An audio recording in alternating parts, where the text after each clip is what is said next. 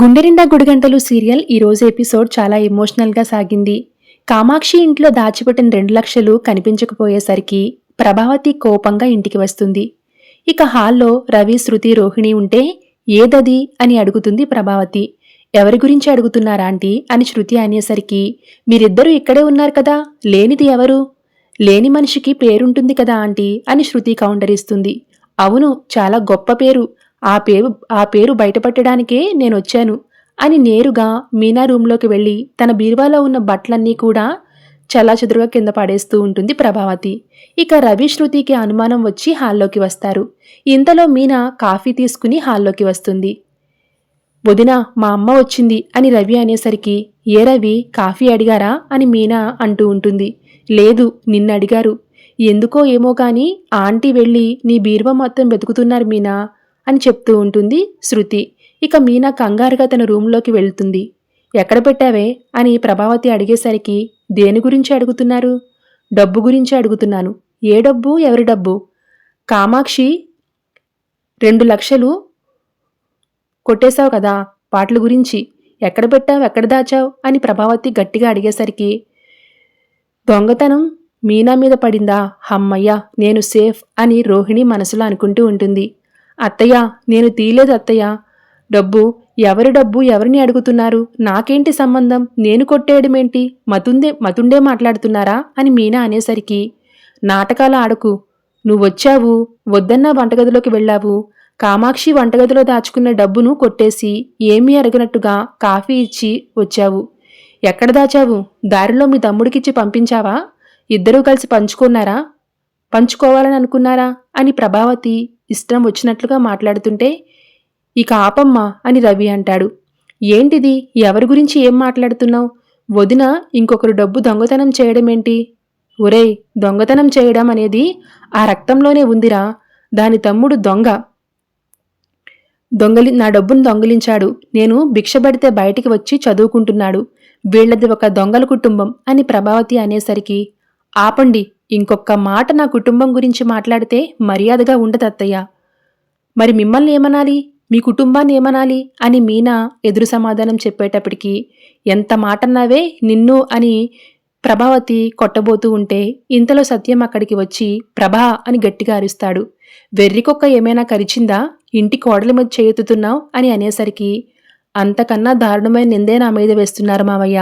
నేను కామాక్షి పిన్ని ఇంట్లో 2 లక్షలు దొంగతనం చేశానంటున్నారు. నాకేం కర్మ, నాకేం అవసరం? నాది కాదు రూపాయి కూడా నేను తీసుకోను. నన్నంటున్నారు మావయ్య అని మీనా ఏడుస్తూ చెప్తుంది. ప్రభా, ఎవరి గురించి ఏం మాట్లాడుతున్నావు అని సత్యం అనేసరికి వదిన గురించి అంత తప్పుగా ఎలా ఆలోచిస్తున్నావమ్మా, కళ్ళు పోతాయి అని రవి కూడా అంటూ ఉంటాడు. ఒరే, కామాక్షి వంటగదిలోనే 2 లక్షలు దాచిపెట్టింది. అది కావాలనే కాఫీ పెట్టే వంకతో వంటగదిలోకి వెళ్ళింది. ఇది తప్ప వంటగదిలో ఎవ్వరూ వెళ్లలేదు. కామాక్షి కూడా దీన్నే అనుమానిస్తుంది. దొంగల కుటుంబాన్నించి పెళ్లాన్ని తెచ్చి నా ఇంటి పరువుని బజారుపాలు చేస్తున్నారు అని ప్రభావతి అనేసరికి ఇక శృతి కోపంగా ఆ కామాక్షి ఎక్కడ చచ్చింది? ముందే ఆమెను లాక్కురండి. ఎక్కడ పెట్టి ఎవరి మీద దొంగతనం నెడుతుంది? మీ అందరికీ తిక్కా వెర్రి కూడా పెరుగుందా? ఆవిడ డబ్బు పోతే మీరు వచ్చి ఇంకా ఎక్కువ చేస్తున్నారు. మీనా తీయడం మీరు చూసారా? కామాక్షి చూసిందా? సాక్ష్యం లేకుండా మీనా మీద నింద వేయడం తప్పు, పాపం, నేరం. దీనికి మీరు చాలా మూల్యం చెల్లించుకోవాల్సి వస్తుంది అని అంటూ ఉంటుంది. కామాక్షి అత్తయ్యని పిలవండి. ఈ ఇంట్లో నేను మాత్రమే అడుగుపెట్టానా? నేను కాకుండా ఇంకెవరూ లేరా? మీ కళ్ళు కప్పి ప్రేమ కలాపాలు సాగిస్తున్న వాళ్ళు ఉన్నారు. నేను కాకుండా వంటగదిలోకి ఎవరు వెళ్లారు? నేను కనుక్కుంటాను, పిలవండి ఆవిడ్ని అంటే ఇక అప్పుడు రోహిణి అంటే అత్తయ్య అబద్ధం చెప్తున్నారా మీనా అని అంటుంది. ఏ, అత్తయ్య అబద్ధం ఎన్నడూ చెప్పలేదా? ఎప్పుడూ నిజాలే తప్ప అబద్ధాలు ఎప్పుడూ చెప్పని వంశంలో పుట్టారా అని మీనా అంటుంది. ఏంటే నా గురించి తప్పుగా మాట్లాడుతున్నావు? నేను నిజాలే మాట్లాడుతున్నాను. నువ్వు, మీ అమ్మ, మీ చెల్లి, నీ తమ్ముడు చేసిన దొంగతనాలకి ఎంతకాలం దాచిపెట్టి ఉంటావు అని ప్రభావతి అనేసరికి ఒక్కసారి నా తమ్ముడు దొంగతనం చేస్తే అది నా జీవితానికి శాపం అయ్యింది. మొత్తం నా కుటుంబానికి, నా వంశానికి ఇంత పెద్ద మచ్చ తెచ్చి పెడుతుందా? నాకేం పాపం తెలియదు అత్తయ్య. నేను ఎప్పుడూ అలాంటి పని చేయను. అలాంటి పని చేసేవాళ్లను నేను ప్రోత్సహించను. వంశం అని మీరు మాట్లాడుతున్నారేంటి ఆంటీ, మీ మనోజ్ ఎన్నిసార్లు డబ్బు కొట్టేయలేదు అని శృతి కూడా అనేసరికి, శృతి, ఇదంతా నీకు తెలియదు. ఇదే డబ్బు తీసింది. దీన్ని పట్టుకున్న 4 వేస్తే నిజాన్ని కక్కిస్తాను అని మళ్ళీ మీనాపై చెయ్యెత్తుతుంది ప్రభావతి. దాంతో సత్యం, ప్రభా, కోడలి మీద ఒక్క దెబ్బ పడ్డా ఈరోజు నీకు నాకు మధ్య యుద్ధమే జరుగుతుంది. ఏ డబ్బు పోయింది, ఎవరి డబ్బు పోయింది, ఎవరు తీశారు అనేది బాలు వచ్చాక తెలుసుకుందాం. భర్త లేని సమయంలో భార్య మీద నింద వేయడం మంచి పద్ధతి కాదు అని అంటూ ఉంటే, ఇంతలో రోహిణి తన బండారం ఎక్కడ బయటపడిపోతుందోనన్న భయంతో, అత్తయ్య చెప్తున్నారు కదా మావయ్య, ఆవిడ అబద్ధం చెప్తారా అని అంటుంది. ఇక అప్పుడు, మీ ఆయన దొంగతనం చేసిన ప్రతిసారి మీ అత్తయ్య అబద్ధమే చెప్పిందమ్మా. ఈసారి కూడా మీ ఆయన కొట్టేస్తే ఆ నేరం మీనా మీద వేస్తుంది. వెళ్ళి మనోజ్ని కనుక్కో. మీ అత్తయ్యకి ఎలాగో బుద్ధి జ్ఞానం లేదు, చదువుకున్న దానివి, నీకైనా ఇంగిత జ్ఞానం లేకపోతే ఎలాగమ్మా? చిన్నవాళ్ళు రవి, శృతికి ఉన్న నమ్మకం మీనా మీద నీకు లేకుండా పోయింది. ఇల్లంటే ఇదేనా? ఒకరి మీద ఒకరు ఇంత అపనమ్మకంతో బతుకుతున్నారా? మీరు బాగుపడతారంటే ముందుగా సంతోషించేది బాలు, మీనాలేనమ్మా. అలాంటిది వాళ్ల మీద నిందపడ్డప్పుడు ముందు సంతోషపడేది నువ్వే అవుతున్నావు. అది చాలా ప్రమాదకరం. కుటుంబ వ్యవస్థని, విలువలని అది ముక్కలు చేస్తుంది అని రోహిణికి బుద్ధి చెప్తాడు సత్యం. పర్వాలేదమ్మా మీనా, అగ్ని పరీక్షలు ఎదురైనప్పుడే శీలం, గుణం ఎంత గొప్పవో బయటపడతాయని మన పురాణాలు చెప్తున్నాయి. నీకేం భయం లేదు. ఏ కల్మషం లేని నీ మనస్సాక్షికి తెలిస్తే చాలు. అసలు ఇక్కడ ఎవ్వరికి తెలియాల్సిన పనే లేదు. మీనా, శృతి, మీనాని తీసుకుని వెళ్ళు, ధైర్యం చెప్పమ్మా అని చెప్పేటప్పటికీ ఇక శృతి మీనాని అక్కడి నుంచి తీసుకుని వెళ్తుంది. ఇక రవి కోపంగా, కడుపుకి అన్నం తినమ్మా, మనోజ్ గార్డు తినకు అని చెప్పేసి కోపంగా వెళ్ళిపోతాడు. నువ్వు మంచాన్ని పడితే మంచినీళ్లు పోసే దిక్కు కూడా లేక అలమటించిపోతావు, ఛీ అని సత్యం కూడా ప్రభావతిని చీకొట్టి వెళ్ళిపోతాడు. ఇక రోహిణి సైలెంట్గా అక్కడి నుంచి జారుకుంటుంది. ఇక తరువాత శృతి, రవి మీనా గురించి మాట్లాడుకుంటూ ఉంటారు.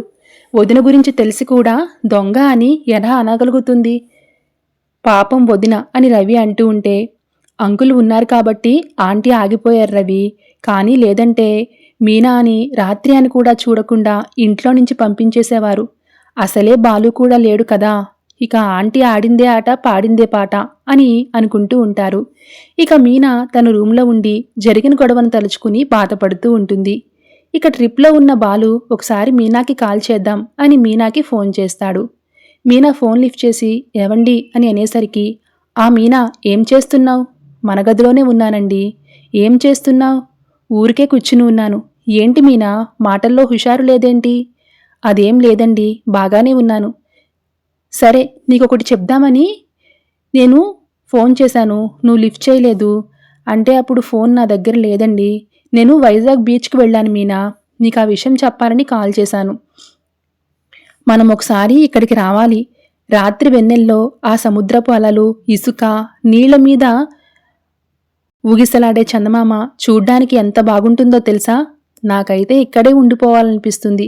ఇక్కడ కైలాసగిరి, ఋషికొండ, సబ్మేరియన్ ఇంకా చాలా ఉన్నాయి, అన్నీ చూసేద్దాం అని బాలు గలగలా మాట్లాడుతుంటూ ఉంటే మీనా సరే అని ఊకొడుతూ ఉంటుంది. మీనా, నువ్వు బాగానే ఉన్నావా? బానే ఉన్నాను.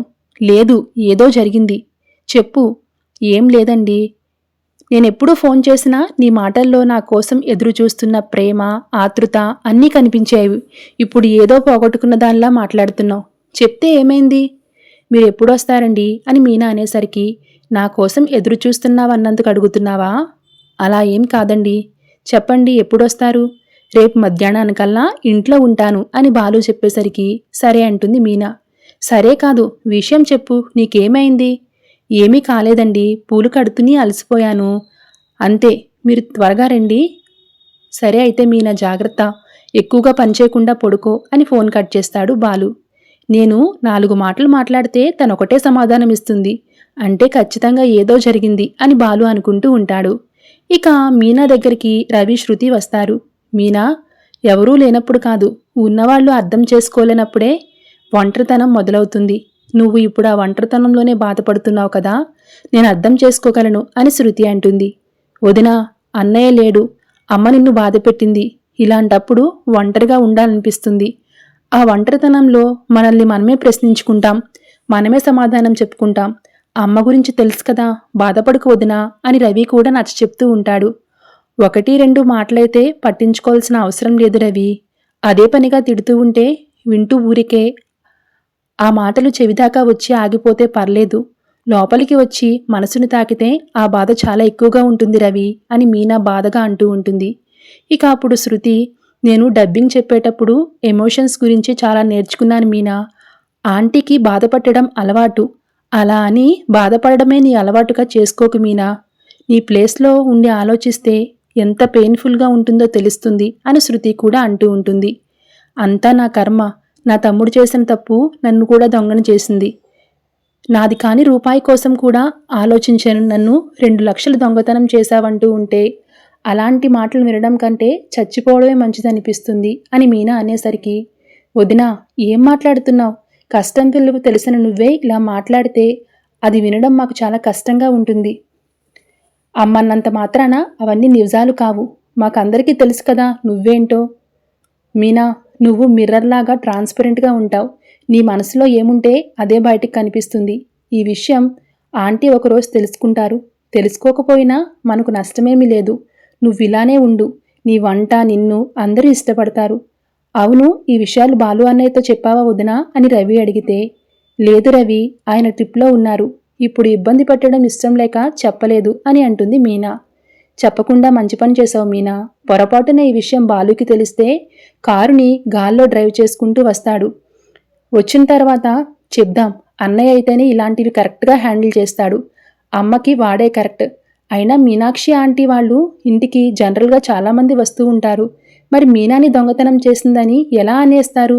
ఎవరో ఎందుకు, రోహిణి కూడా వెళ్తూ ఉంటుంది కదా, తనని ఎందుకు నిందించట్లేదు అని శృతి అంటూ ఉంటే, ఇక వీళ్ల మాటలు చాటుగా వింటున్న రోహిణి అటు తిరిగి ఇటు తిరిగి విషయం నా మీదకి వస్తుంది అని రోహిణి భయపడుతూ ఉంటే, ఇక రోహిణిని గమనించిన మీనా, అయినా వచ్చేదాకా కూడా నేను ఆగలేను శృతి. రేపు తెల్లవారుగానే పోలీస్ స్టేషన్కి వెళ్తాను. కేసు పెడితే ఆ డబ్బు ఎవరు తీశారో, ఎలా తీశారో, అసలు ఏం జరిగిందో, దీని వెనక ఎవరెవరు ఉన్నారో అన్నీ బయటపడతారు. కరెక్ట్ వదినా, పోలీసులు అయితేనే వాళ్ళ స్టైల్లో ఎంక్వైరీ చేసి నిజాన్ని బయటికి లాగుతారు అని రవి కూడా సపోర్ట్ చేస్తాడు. సరే మీనా, లేట్ అయింది, డిన్నర్ చేద్దాం పదా. లేదు శృతి, నాకు ఇప్పుడు ఆకలిగా లేదు. ఈ దొంగతనం విషయం తేలే వరకు నేను తినలేను, పడుకోలేను. అది కాదు మీనా, ఒక 2 ముద్దలైనా. నాకు ఆకలిగా లేదన్నాను కదా, నన్ను ఇబ్బంది పెట్టకండి. Sorry Meena, I can understand అని రవి శృతి అక్కడి నుంచి వెళ్ళిపోతారు. ఇక మరోవైపు రోహిణి తన దొంగతనం విషయం ఎక్కడ బయటపడిపోతుందోనని చాలా టెన్షన్ పడుతూ ఉంటుంది. మీనా కేసు పెట్టి పోలీసులు ఎంక్వైరీ స్టార్ట్ చేస్తే కామాక్షి పిన్ని ఆ డబ్బుల గురించి నేను అడిగినట్టు చెప్పేస్తే వాళ్ళు ముందుగా అనుమానించేది నన్నే. మీనా పట్టుబట్టింది అంటే అస్సలు వదలదు. దీనికి తోడు బాలు కూడా వచ్చేస్తాడు. ఇప్పుడు నేను ఎలా బయటపడాలి? పోనీ ఏదైనా చేసి డబ్బు పెట్టేద్దాం అనుకున్నా ఎవరినైనా అడిగి డబ్బు అప్పుగా తీసుకునే టైం కూడా లేదే అని భయపడుతూ ఉంటుంది రోహిణి.